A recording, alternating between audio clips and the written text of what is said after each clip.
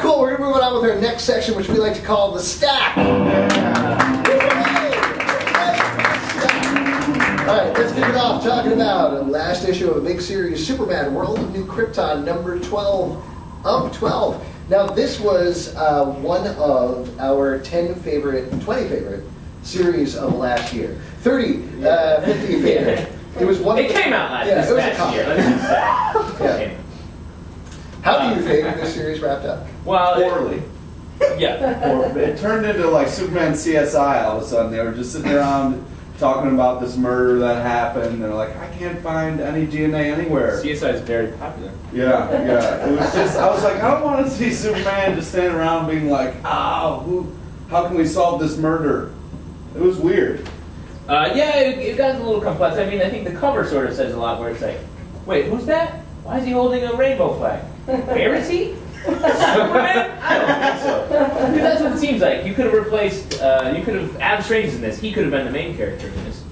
And it wouldn't have really changed too much. I mean, the first half of the series was really good. Yeah. And then it sort of went We were talking about this a little bit before, that the thing that we loved so much about the series was that it really fleshed out this world of New Krypton where there were 100,000 Supermans and made him entirely different. Made Superman really stand out there, but really showed us the culture. But there's a section in there, and I think you probably remember the timeline a little better than I do, where the two major things going on in the series were murder mystery and the different guilds, the labor guilds and the whole society and how it worked. They solved the mystery in like 20 pages. And then there's 3 panels where they're like, hey, Superman, by the way, the Labor Guild, which you've been fighting this entire series for, they now have a seat on the council. Isn't that great? And he's like, yeah, whatever. Well, they even say, like, and you don't even care. And he's like, well, you're right. I've been fighting this, solving this murder. I don't know what. Oh, God. And then it just sort of peters out. And then Brainiac's ship just shows up. And you're like, out of nowhere. The other thing is they have, the mystery is solved by bringing in the character of Superwoman, who had never previously appeared in the series. Yeah. Which is too bad. Though having not heard,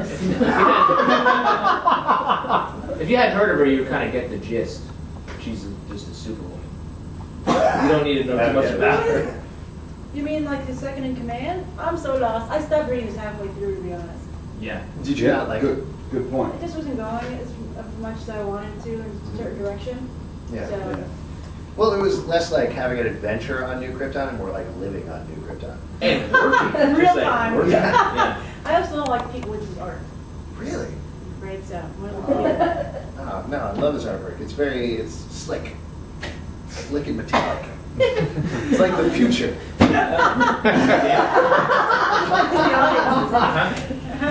He's in the audience. Yeah. This is every single person here is Pete Woods. Oh my God, I'm sorry, Pete Woods. The Woods family reunion. Cool. Well, why don't we move on? Talk about the other big issue that came out this week, Siege number 2. Now, of course, this is bringing a new chapter. I just can't believe it took place on a train. Yeah. Well, it was dark territory. Yeah, indeed. Please wait until after the show to grade the jokes. We'll take your scorecard at the end. What do you guys think about this? I mean, a lot of fun action. You know, there's a lot of kind of like big event stuff, a lot of big fighting, so that's always fun.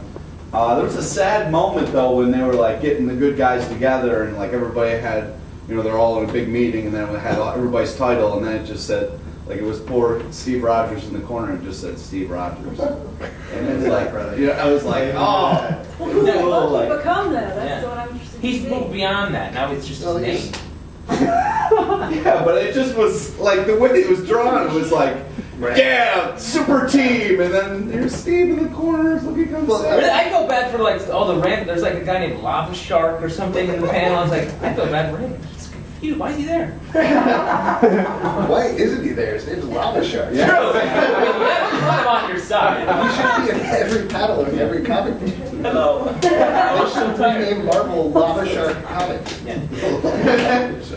What in particular did you like about this one? Oh, I thought it was really good. I think that not a lot of words from Bendis.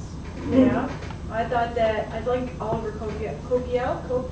Is it Olivier Coipel? It's not that. That dude can draw. whatever Yeah. his name is. Yeah, I he doesn't really- need a name. Yeah, that guy. The I think- artist. Yeah. It's him and Pete Wood sitting behind us. Right? Yeah. And they're like, wow. Real shame. Well, I really liked the book. I thought it was really good. Nice. Nice. Yeah, the last page was awesome too. Yeah, it was great. I really enjoyed this. The first issue I was not crazy about because it was a Setup lot of issue. what? Setup issue. Basically. It was a setup issue, but it even felt like unnecessary and confusing setup. Because it was recapping things that had happened previously, but also starting in the middle in a certain way. Where if you hadn't been reading the past 3 years of every comic ever, you wouldn't quite understand what was going on.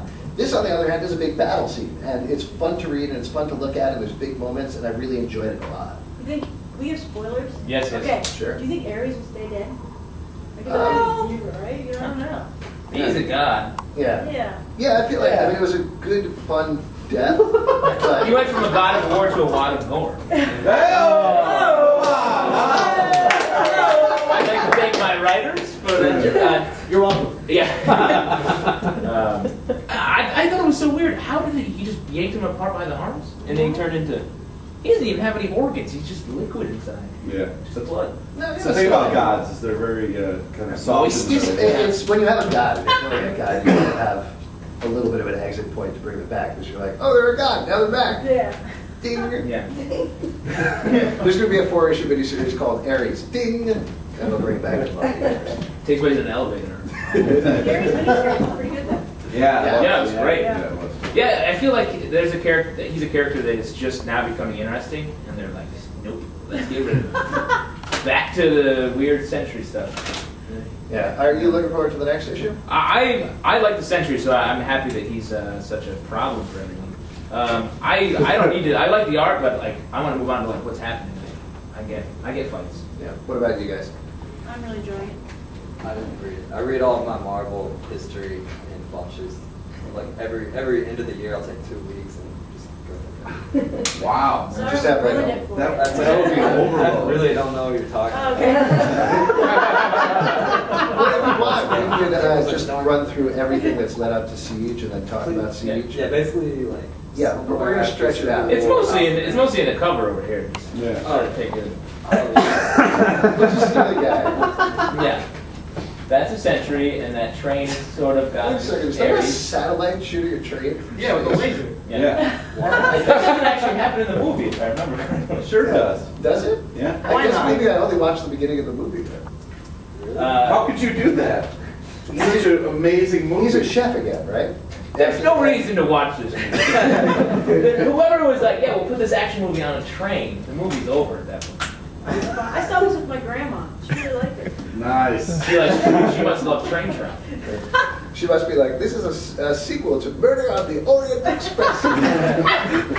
Cool, let's move on now. Talk about Buffy, number 32. First issue from Brad Meltzer, writer of Identity Crisis. And a And that's series. it? Yeah. Yeah, he's done a bunch of stuff. Yeah. What do you guys think about this? I Did you read this? No? I was a little disappointed with the choice to make Buffy like Superman.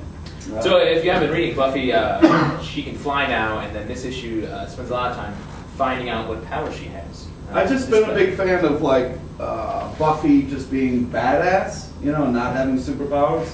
So for me, this was just a little disappointing because now it's just like she's like, oh, look at I have powers. And I was like, I liked you without powers. So that's where I am with it. Oh, tough. Great, thanks. Big change in your relationship Yeah. to Buffy. Yeah. Yeah, Oh, geez. it's really tough. I like this. I mean, I've been kind of down on the Buffy series for a while. Just Does it it's suck? been- To paraphrase your Sure, thoughts. fine. But this is a fun issue. It's funny. It's well written. It's exciting. There's interesting stuff happening. I think you said this before, but you could pretty much read the first 2 arcs and then skip to this, and you'd be totally fine. Yeah, in fact, I would recommend it. Oh, there's a little church mouse. Little church mouse here. And also, even the villains in this are sort of having fun. It's a very fun issue all around. Fun all around, everybody.